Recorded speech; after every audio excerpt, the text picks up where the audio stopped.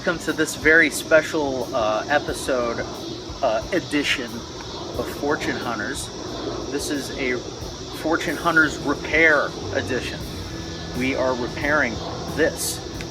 This is what it looks like after the repair. Thanks to Tony Hunt, who manufactured a whole bunch of these nice control panels that you see right there for all Explorer models. That goes from the Explorer S all the way up to the SE and all points in between. So Tony was a really easy person to deal with as far as getting the thing from his place to my place, reasonably priced, which is always a bonus.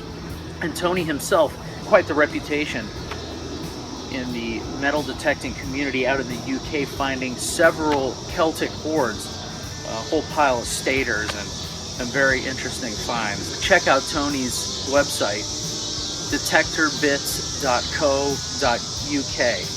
That's detectorbits.co.uk. You can get this control panel there, and you can get a whole bunch of other stuff there too. So let's get to it.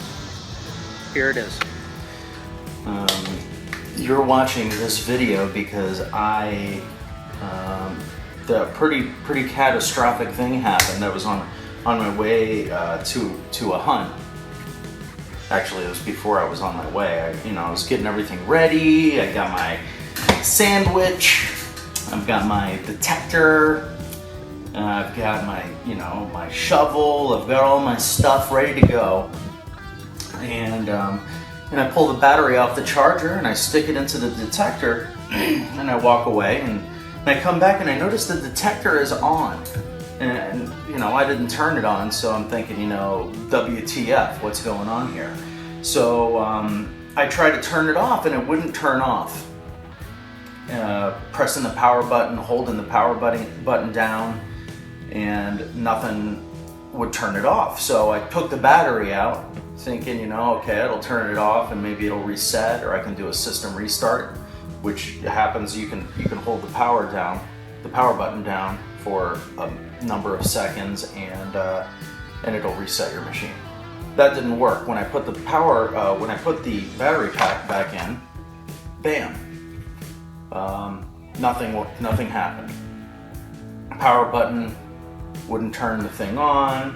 I thought maybe my rechargeable battery was bad. So I put some regular AAAs in there, and that didn't work either. So I was kind of freaking out, and I was thinking, I gotta go get a new detector. But Joe found a link to a treasure forum, metal detecting forum, that had a link to these guys. That's detectorbits.co.uk, and they sold me that.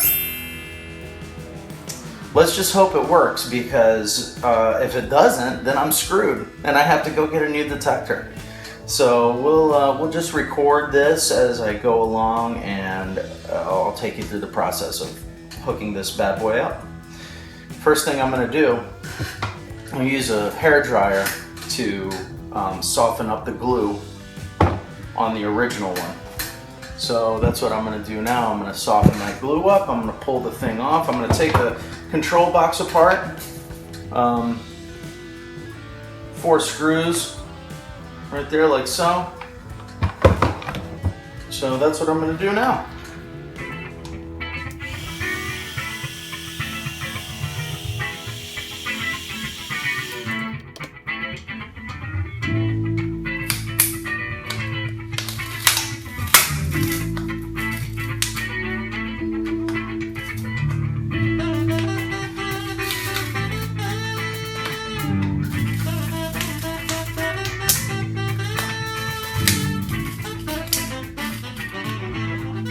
Okay, see? Came right off.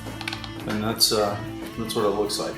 So the control panel is just, that's it. That's all it is, just a series of buttons.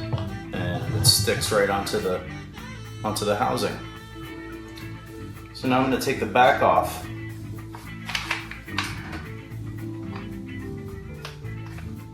You want to be very careful when you do this not to rip anything. To get the housing off on the Explorers, there are 4 bolts. One there, one here, one there, and one there. So that's what we're going to do. We're going to take those puppies off.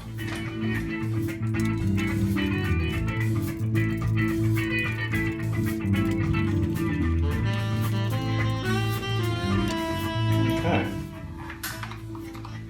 Now we got that apart. If you guys have never seen what the inside of a Minelab looks like, there it is. So there's actually a ribbon cable that connects the control panel to the box, and this is the new one.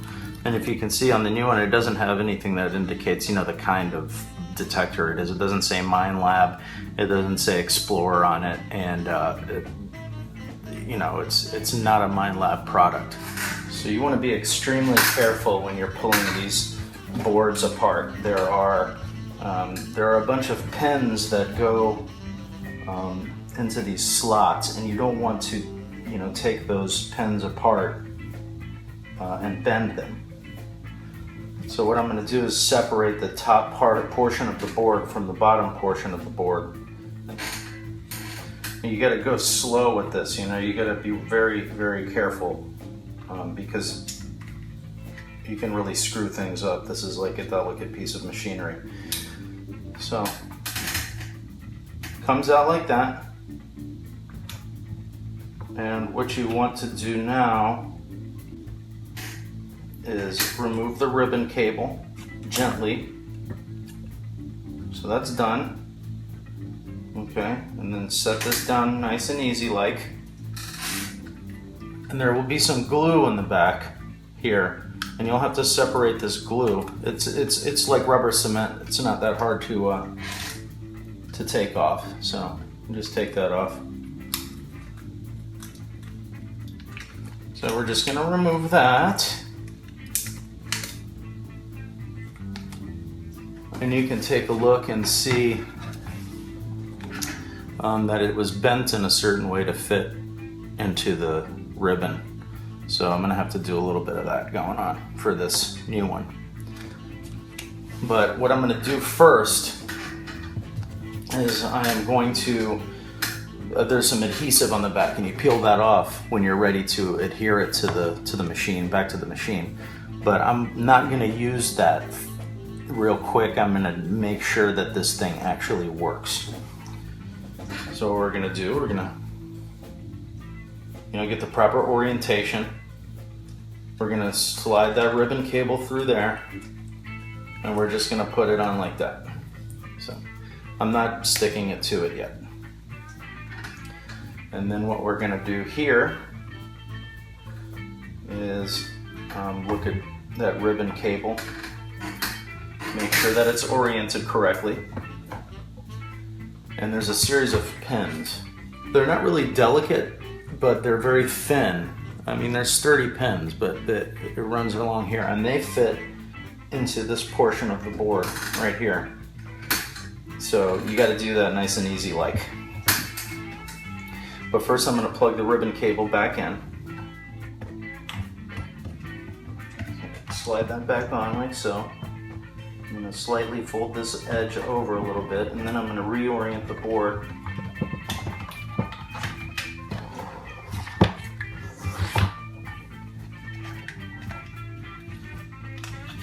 So all the pins go back into the holes properly.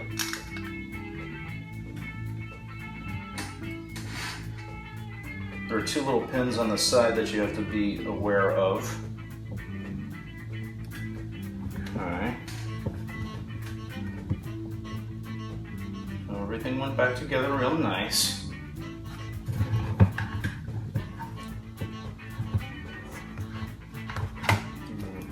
Slide this thing back in like so. And now I'm going to put the battery in. The battery's all charged up. for the moment of truth. Does it turn on? It turns on. So that's great. So you saw that was a pretty quick, easy fix.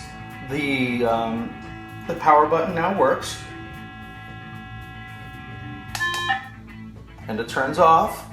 So a good decision to get the new control panel for the Minelab Explorer XS. I'm gonna get a couple more hunts out of this machine.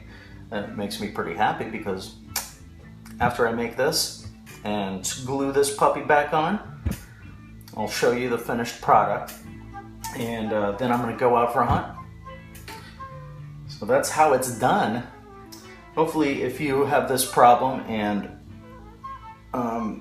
you know, go to the website or go to eBay and get the new control panel, and your problems are solved. Your troubles are over, dude. So yeah, I'm gonna put this back together. I'm going to adhere the control panel back to the detector. I'm gonna pop the coil on and go out and do a little bit of a test, see if it still, you know, detects metal, because that's, you know, that's the goal, is to detect metal.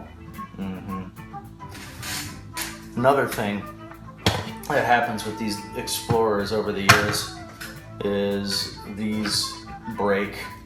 So it's funny, a week before or 2 weeks before this happened, the control panel dying on me, my old cuff armrest took a crap, so I ordered a new one.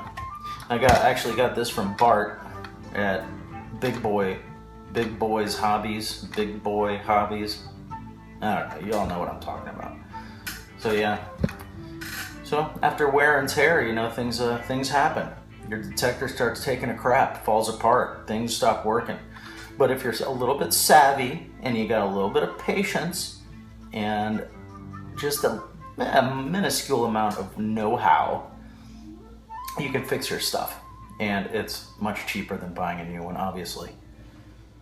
I hope this was a help to you. And if you get anything out of this, you know, that makes me happy. So good luck if you need to repair your Explorer, and get this thing back together, and I'll show you the finished product. So here we go. I got the detector all put back together and everything, and I guess you can see my setup. I kind of modified my detector a little bit. Not really much of a modification, but I have my pinpointer easily available on the top, you know, so like when I need to pull my pinpointer out, it's right there ready to go. And that's the new cuff for it. The thing was $30, so obviously you have to be dedicated to detecting if you want to spend $30 on a piece of plastic. So you know, treat your stuff well, because it costs a lot to repair it. And there's the new thing on there, it works. And so another little thing I've done, sort of modification. I mounted a phone holder or a phone clamp to the detector with a GoPro mount, sort of, you know, squirreled that together. And that's nice because, I don't know, get a phone call, there you go. If you want to film, there you go. So that's all set together, so let's turn this puppy on.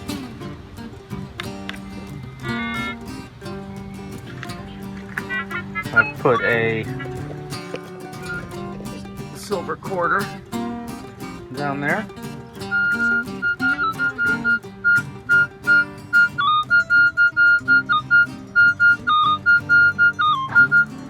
So there you go. Now it works. Take a look at that again. Brand spanking new. So that's how you fix your Minelab Explorer. Replacing the control panel. from detectorbits.co.uk. Well, thanks for watching this episode of Fortune Hunters Repair Edition. That's Fortune Hunters 9.5. As always, if you get something out of this, I am happy. So, thanks for watching. Good luck, happy hunting. See you later. Your troubles are over, dude.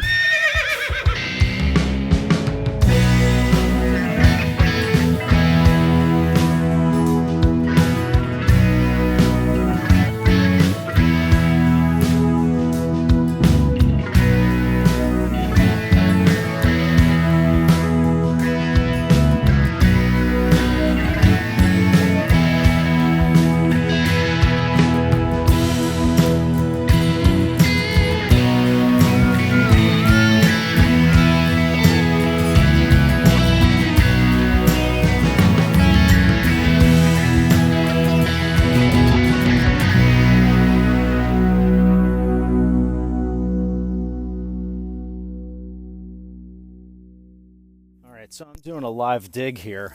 I got a screamer like up there way in the high conductivity areas.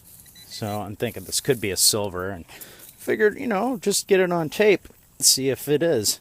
It's probably not. It's probably just a quarter, but it sure sounds like a silver.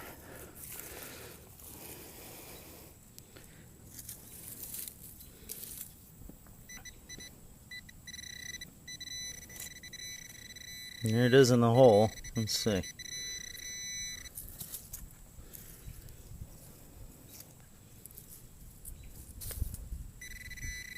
It's out.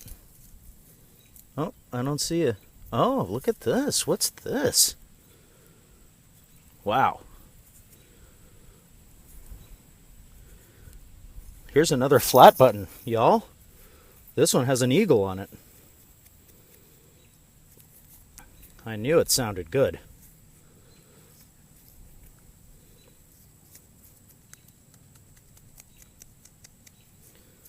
It's for the most part intact. It even has the shank on the back. It's bent, but I don't know if you can make that out. Let's see. Try to get a good focus. See that? So, flat button number 2. That's awesome, man. Well, we'll see what happens. I'll keep sending you stuff if I get stuff.